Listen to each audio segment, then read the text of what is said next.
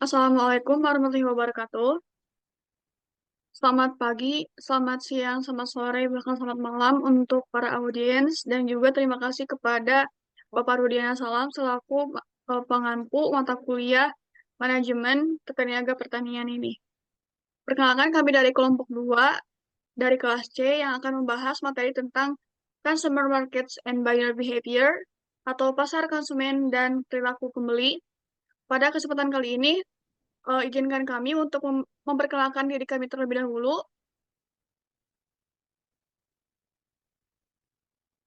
Kami dari kelompok 2 kelas C yang beranggotakan yang pertama ada Aizul Ajiza dengan NPM 225009044, Fahmi Rahmat Alfarizi dengan NPM 225009045, Widi Wijayasari dengan NPM 225009052, saya sendiri Agusti Maharani dengan NPM 225009057, lalu ada Restiani Miladia dengan NPM 225009065, dan juga ada Michelle Febrian dengan NPM 225009067.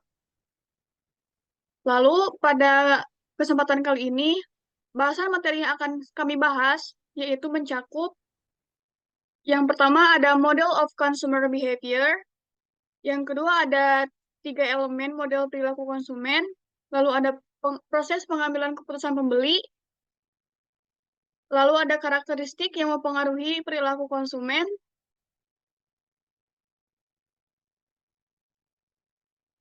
lalu ada jenis-jenis perilaku keputusan pembelian, proses keputusan pembeli untuk produk baru, dan juga kesimpulan. Langsung saja, untuk mengefektifkan waktu, kami akan memulai presentasi kelompok 2 ini dengan materi pertama, yaitu Model of Consumer Behavior. Kepada rekan saya dipersilakan. Baik, terima kasih atas kesempatannya. Pembahasan yang pertama itu berkaitan dengan model of customer behaviors, di mana model ini berfokus pada proses keputusan pembelian oleh konsumen. Nah, model of customer behaviors ini sering disamakan atau dikatakan sebagai black box of model. Black box model. Black box model ini merupakan konsep yang menjelaskan bagaimana konsumen membuat keputusan pembelian berdasarkan berbagai faktor eksternal yang masuk ke dalam kotak hitam konsumen sebelum menghasilkan respons pembelian. Model ini memiliki 3 komponen utama. Yang pertama itu lingkungan hidup atau stimulus, kemudian kotak hitam konsumen sebagai proses internal, dan respon konsumen. Next. Untuk rinciannya ada pada slide ini. Nah, yang pertama itu berkaitan dengan lingkungan hidup, di mana mencakup berbagai stimulus yang mempengaruhi keputusan konsumen. Stimulus ini terbagi menjadi 2 kategori utama. Yang pertama itu stimulus pemasaran, meliputi stimulus dari elemen-elemen strategi pemasaran yang kita kenal sebagai 4P, 7P, ataupun 9P, seperti product, price, place, dan promotion. Dan untuk stimulus lainnya itu seperti faktor ekonomi, teknologi, sosial, dan budaya yang berperan dalam membentuk preferensi serta kebiasaan pembelian konsumen. Kemudian komponen yang kedua ini berkaitan dengan kotak hitam konsumen. Apa itu? Kotak hitam konsumen ini sebagai proses internal yang terjadi dalam pikiran konsumen saat menerima stimulus dari lingkungan. Kotak hitam ini terbagi menjadi 2 bagian utama. Yang pertama itu karakteristik pembeli dan proses keputusan pembeli. Karakteristik pembeli ini meliputi budaya, sosial, pribadi, dan psikologis yang membentuk pola pikir dan preferensi individu terhadap suatu produk ataupun merek. Kemudian untuk proses keputusan pembelian ini terdiri dari 5 tahap. Yang pertama, pengenalan kebutuhan, kemudian pencarian informasi, evaluasi alternatif, keputusan pembelian, dan perilaku pasca pembelian. Sehingga pada tahapan ini, sebagai produsen ataupun pemasar harus memahami bagaimana sih konsumen memproses informasi, membandingkan alternatif, serta faktor apa saja yang dapat mempengaruhi keputusan akhir dari konsumen. Dan untuk komponen terakhir model ini yaitu respon konsumen. Respon konsumen adalah hasil dari proses dalam kotak hitam yang diwujudkan dalam bentuk keputusan pembelian. Respon ini mencerminkan sikap dan preferensi konsumen terhadap produk ataupun suatu merek. Keputusan pembelian yang diambil oleh konsumen meliputi aspek apa yang dibeli, kapan waktu pembelian, di mana pembelian dilakukan, serta berapa banyak sih produk yang dibeli. Selain itu, keputusan ini juga dapat dipengaruhi oleh pengalaman sebelumnya atau experience terhadap barang yang setelah dibeli. Kemudian rekomendasi dari orang lain, juga kondisi pasar yang sedang berlangsung saat itu. Eee, nah, jadi secara keseluruhan pemahaman tentang black box model atau kotak hitam ini tentu sangat penting dalam strategi pemasaran karena dapat membantu pemasar dalam menganalisis bagaimana konsumen berpikir dan bertindak dalam proses pembelian. Untuk penjelasan ini disekiankan, saya kembalikan kepada moderator.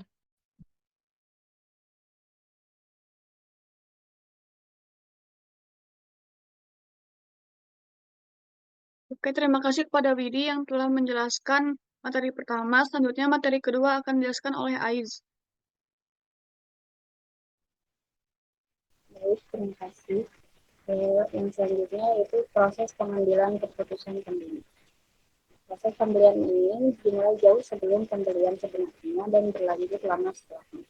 Bahkan, proses ini dapat berujung pada keputusan untuk tidak membeli. Oleh karena itu, pemasar harus fokus pada keseluruhan proses pembelian, bukan hanya pada keputusan pembelian. Proses pengambilan keputusan pembeli terdiri dari 5 tahap. Yang pertama yaitu pengenalan kebutuhan, yang kedua pencarian informasi, yang ketiga evaluasi alternatif, yang keempat keputusan pembelian, dan yang kelima perilaku pasca pembelian. Next.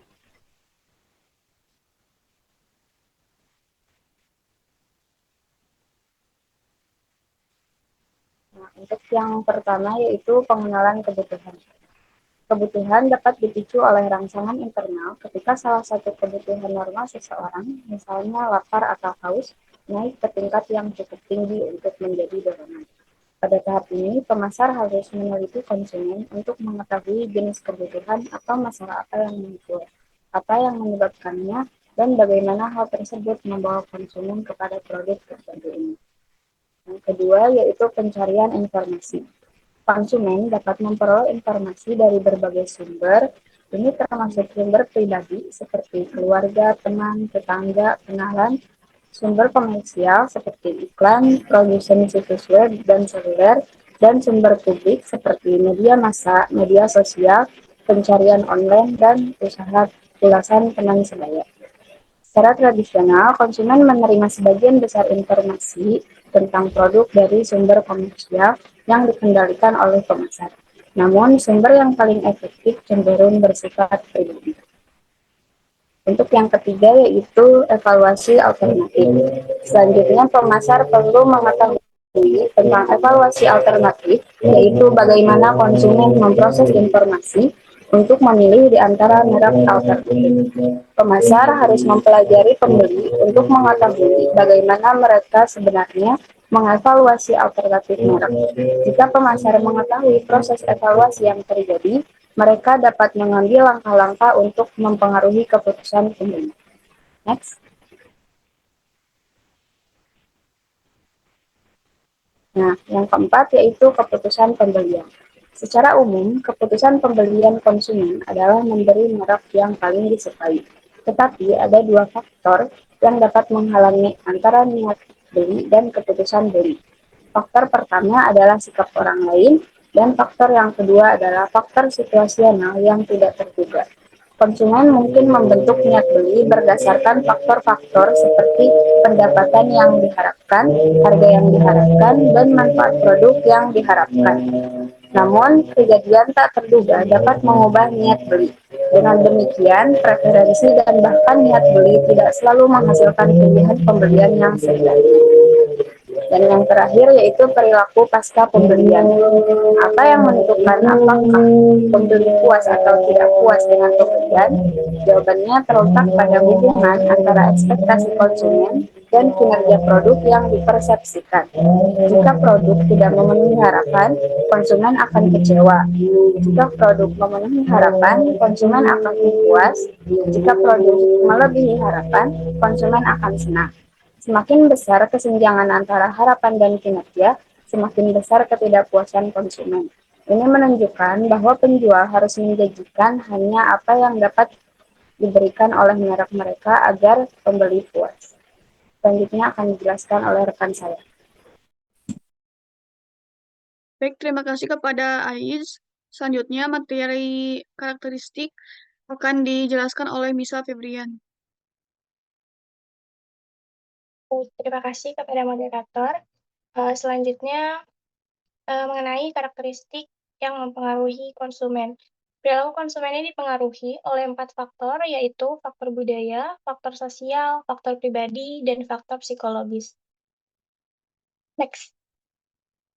Seperti yang kita ketahui, pengertian dari budaya adalah cara hidup yang dimiliki suatu kelompok yang akan diwariskan kepada generasi penerusnya.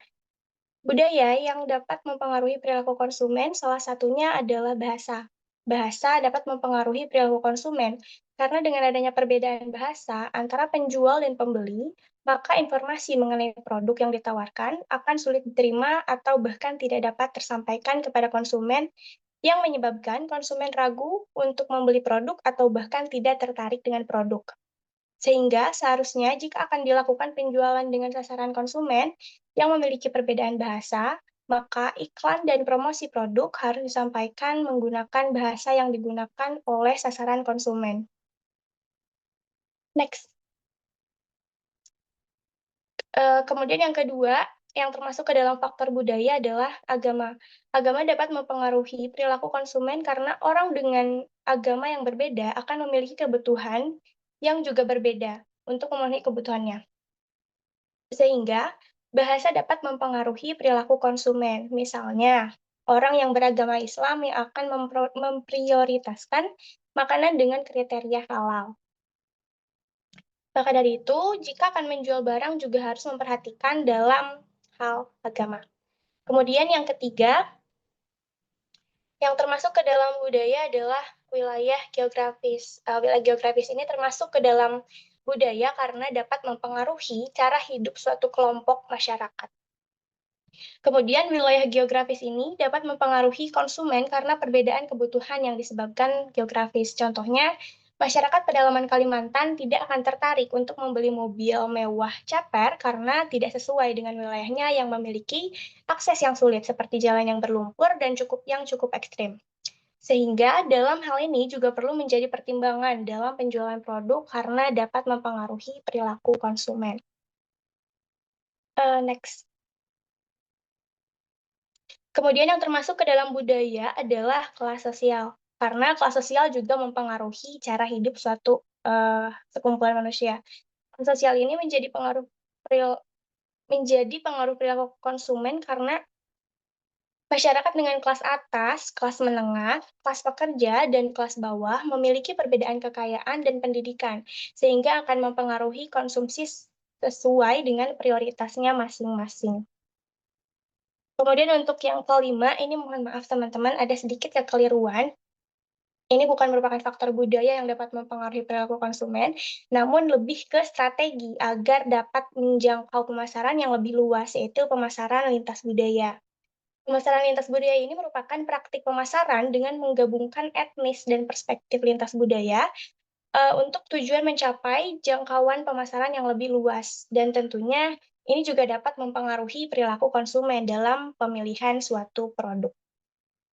Contohnya seperti dalam promosi, yaitu periklanan yang menggunakan aktor dengan budaya yang berbeda. Contohnya, aktor berkulit putih dan aktor yang berkulit hitam.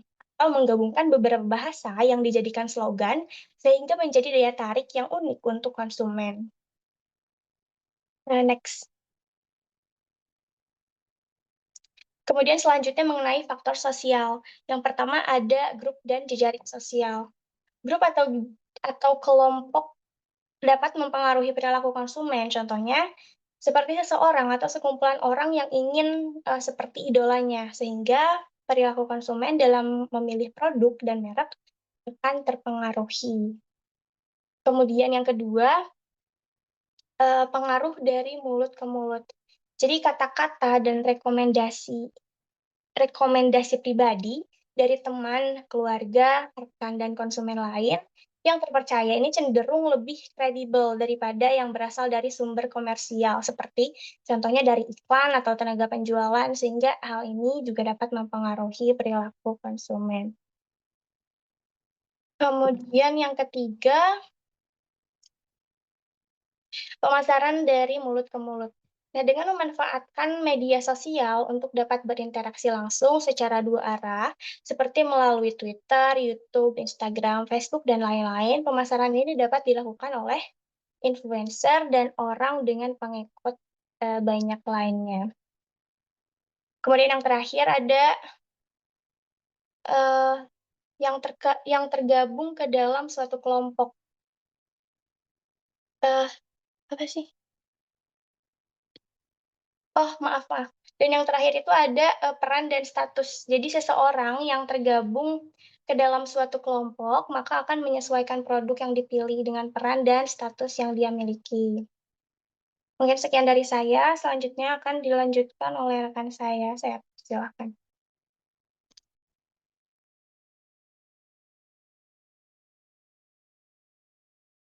Baik, di sini saya akan melanjutkan faktor yang mempengaruhi perilaku konsumen. Yang selanjutnya ada faktor pribadi. Di mana yang pertama itu terkait usia dan tahap siklus hidup. Keputusan pembeli ini dipengaruhi oleh usia, seperti selera dalam makanan, pakaian, furnitur, dan rekreasi. Contohnya itu seperti pada usia bayi, pasti membutuhkan susu formula dan juga popok. Sedangkan ketika beranjak dewasa, manusia memiliki kecenderungan untuk memiliki kebutuhan lainnya yang lebih banyak. Pembelian juga dibentuk oleh tahap siklus kehidupan keluarga, seperti tahap-tahap yang mungkin dilalui keluarga saat mereka tumbuh dewasa seiring berjalannya waktu. Lalu yang selanjutnya ada pekerjaan. Pekerjaan seseorang ini bisa mempengaruhi barang dan jasa yang dibelinya. Contohnya, pekerja kantoran lebih membutuhkan setelan jas dibandingkan pedagang yang bekerja di pasar. Selain itu, tingkatan pekerjaan juga berpengaruh terhadap pendapatan. Untuk yang selanjutnya ada keadaan ekonomi. Keadaan ekonomi seseorang akan mempengaruhi pilihan toko dan produknya. Manusia sebagai konsumen yang memiliki pendapatan tinggi akan memiliki kecenderungan untuk bersifat lebih konsumtif, seperti membelanjakan pendapatannya atau membeli suatu barang yang memiliki harga cenderung mahal. Oleh karena itu, pemasar dapat mengamati tren dalam pengeluaran, pendapatan pribadi, tabungan, dan suku bunga dari konsumen. Yang selanjutnya ada gaya hidup.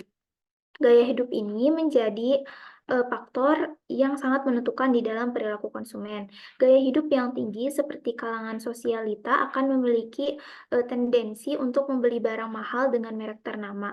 Selain itu, kalangan sosialita juga memiliki tingkat martabat yang perlu dijaga dengan membeli barang mahal. Orang-orang yang berasal dari subkultur, kelas sosial, dan pekerjaan yang sama memiliki gaya hidup yang sangat berbeda. Pola ini melibatkan dimensi AIO utama, yaitu aktivitas seperti pekerjaan, belanja, olahraga, acara sosial, dan interest atau minat seperti pada makanan, mode, keluarga, serta pendidikan, dan yang terakhir opini tentang diri mereka sendiri, isu sosial, bisnis, dan juga produk. Lalu yang selanjutnya ada kepribadian dan konsep diri. Nah, kepribadian setiap orang yang berbeda-beda mempengaruhi perilaku pembeliannya.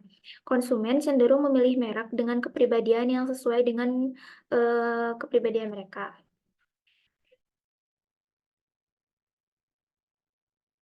Nah, untuk selanjutnya ada faktor psikologis. Ada 3. Yang pertama itu motivasi. Motivasi adalah faktor faktor psikologis yang dapat mempengaruhi perilaku konsumen. Seseorang yang memiliki banyak kebutuhan pada waktu tertentu, ada yang bersifat psikologis, timbul dari kebutuhan untuk pengakuan, penghargaan, atau kepemilikan. Contohnya adalah ketika seseorang termotivasi untuk membeli sesuatu karena ingin memenuhi egonya saja, banyak dari mereka yang berakhir melakukan hal-hal impulsif. Contohnya, tidak memikirkan secara matang terhadap pembelian. Lalu yang selanjutnya ada persepsi. Persepsi adalah proses di mana orang memilih, mengatur, dan menafsirkan informasi untuk membentuk gambaran dunia yang bermakna. Cara orang bertindak dipengaruhi oleh persepsinya sendiri terhadap situasi tersebut. Misalnya, dalam pembelian handphone tertentu memberikan persepsi bahwa yang memiliki barang tersebut keren dan statusnya berada. Contohnya dalam pembelian HP iPhone gitu. Hal ini bisa mempengaruhi seseorang untuk memiliki barang tersebut agar dianggap keren dan statusnya berada. Dan yang selanjutnya, yang terakhir ada keyakinan dan sikap. Keyakinan dan sikap ini muncul akibat tindakan dan pembelajaran sehingga dapat mempengaruhi perilaku pembelian. Para pemasar dapat menyesuaikan produk dengan pola keyakinan dan sikap yang ada pada konsumen. Mungkin cukup sekian yang dapat saya sampaikan. Untuk materi selanjutnya akan disampaikan oleh rekan saya.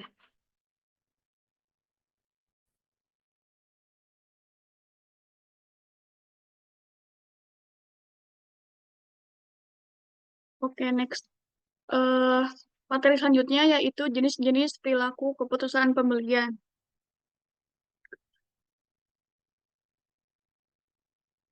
Perilaku konsumen mengacu pada studi tentang tindakan, preferensi, dan juga proses pengambilan keputusan individu dalam hal pembelian barang dan jasa.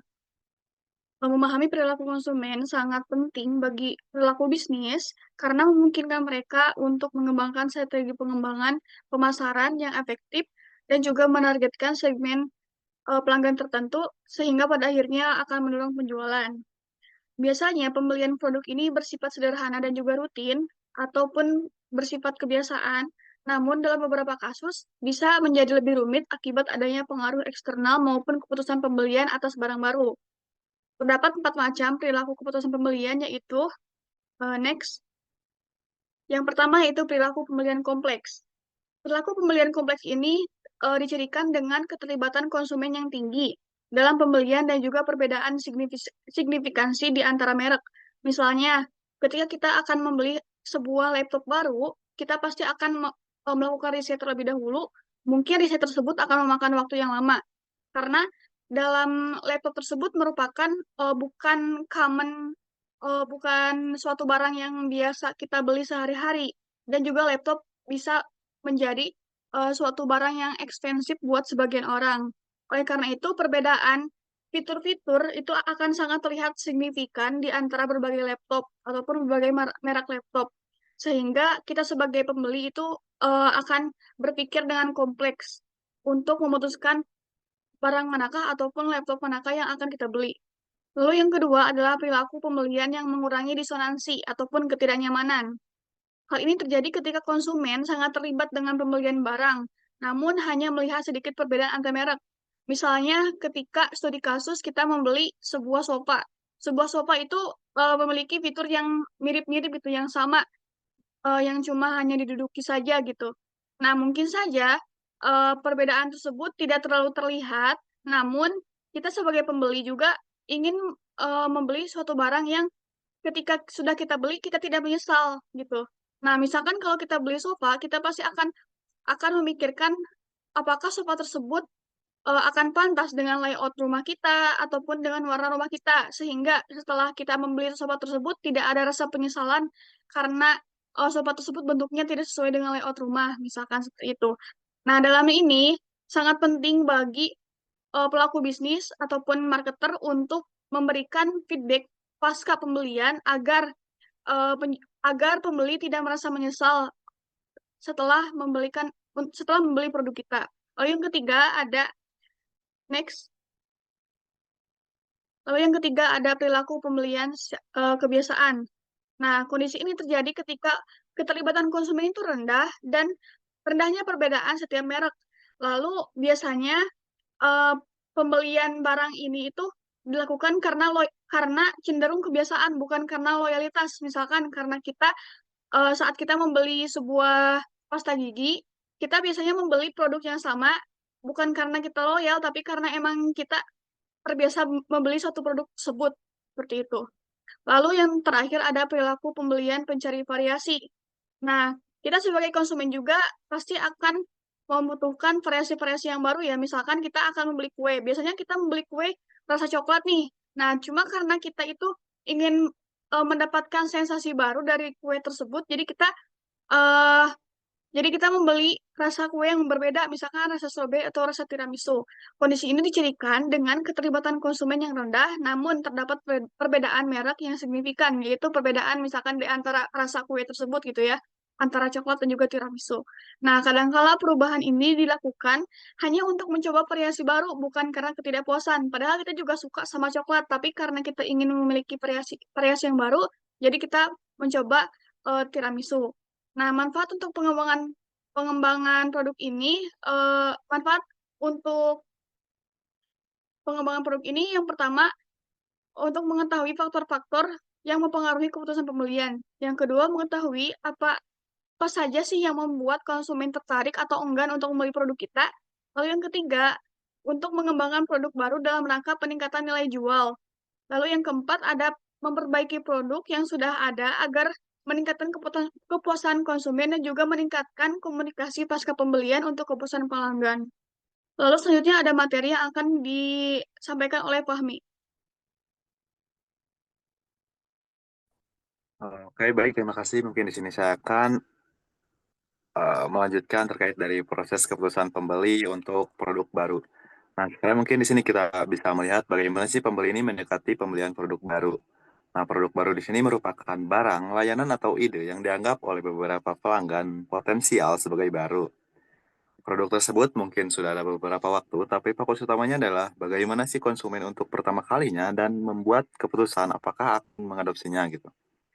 Proses adopsi di sini didefinisikan sebagai proses mental yang dilalui seseorang mulai dari mengenal inovasi hingga akhirnya menjadi pengguna tetap produk tersebut. Next. Nah, selanjutnya ada tahapan dalam proses adopsi. Nah, dalam proses adopsi, konsumen melalui 5 tahapan penting. Yaitu yang pertama ada awareness atau kesadaran, di mana konsumen ini mengetahui keberadaan produk baru tetapi masih kekurangan informasi tentangnya gitu.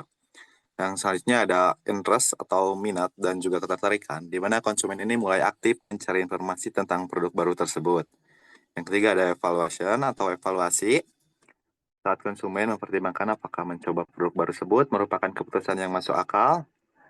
Tahap keempat ada trial atau percobaan, di mana konsumen ini mencoba produk dalam skala kecil terlebih dahulu untuk mengevaluasi nilainya gitu. Yang terakhir ada tahap adoption atau adopsi, ketika konsumen ini memutuskan untuk menggunakan produk secara penuh dan teratur. Nah, jadi model ini menyarankan agar pemasar harus memikirkan cara untuk membantu konsumen bergerak melalui tahap-tahap tersebut. Sebagai contoh konkretnya, perusahaan SodaStream menggunakan strategi penawaran cashback sebesar $20, diskon, dan berbagai insentif pembelian lainnya untuk membantu konsumen yang masih ragu-ragu dalam membuat keputusan pembelian gitu. Next. Nah, selanjutnya ada perbedaan individu dalam inovasi. Nah, perbedaan individu dalam inovasi ini menunjukkan bahwa setiap orang memiliki tingkat berbeda dalam mencoba produk baru. Seperti yang dijelaskan dalam gambar atau data visualisasi, berdasarkan waktu relatif adopsi inovasi. Terdapat 5 kategori pengadopsi. Yang pertama itu ada inovator sebesar 25% dari populasi. Nah, mereka ini adalah pionir yang berani mengambil risiko dan selalu antusias mencoba hal-hal baru. Yang kedua ada early adopter sebanyak 13,5%. Mereka lebih selektif dibanding inovator, namun keputusan mereka sangat dihormati dan sering menjadi acuan bagi kelompok lainnya gitu. Selanjutnya ada early mainstream sebanyak 34%. Nah, kelompok ini lebih berhati-hati dan membutuhkan waktu untuk mempertimbangkan sebelum mengadopsi inovasi. Mereka ini menunggu bukti nyata keberhasilan dari kelompok sebelumnya gitu. Selanjutnya ada late mainstream sama 34%. Nah, kelompok ini cenderung lebih skeptis. Lalu kayak tidak langsung menerima kehadiran produk atau inovasi baru, dan baru akan mengadopsi setelah sebagian besar masyarakat ini mencobanya gitu. Dan yang terakhir ada early adopter sebanyak 16%, dan mereka ini baru akan mengadopsi inovasi ketika sudah menjadi hal-hal yang sangat umum di masyarakat gitu. Mungkin segitu dari saya akan kembalikan ke moderator. Jadi itu dia the last pematerian. Lalu pada kesimpulan pada pematerian kali ini yaitu proses keputusan pembelian konsumen berdasarkan black box model yang menggambarkan stimulus pemasaran dan faktor lingkungan di proses dalam kotak hitam konsumen sebelum menghasilkan respons pembelian. Proses pengambilan keputusan terdiri dari 5 tahap, yaitu pengenalan kebutuhan, pencarian informasi, evaluasi alternatif, keputusan pembelian, dan perilaku pasca pembelian.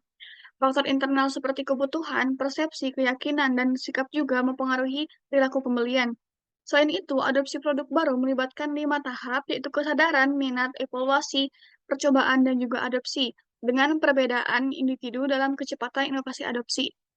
Pemasar harus memahami dan juga mengelola faktor-faktor ini agar strategi pemasaran mereka berjalan dengan efektif. Nah, sekian pematerian dari kelompok 2 kelas C ini. Terima kasih atas perhatiannya. Semoga dapat membuka wawasan kita tentang consumer market and buyer behavior. Mohon maaf atas kekurangannya, dan kami membuka ruang diskusi di kolom komentar. So feel free to ask. Wassalamualaikum warahmatullahi wabarakatuh.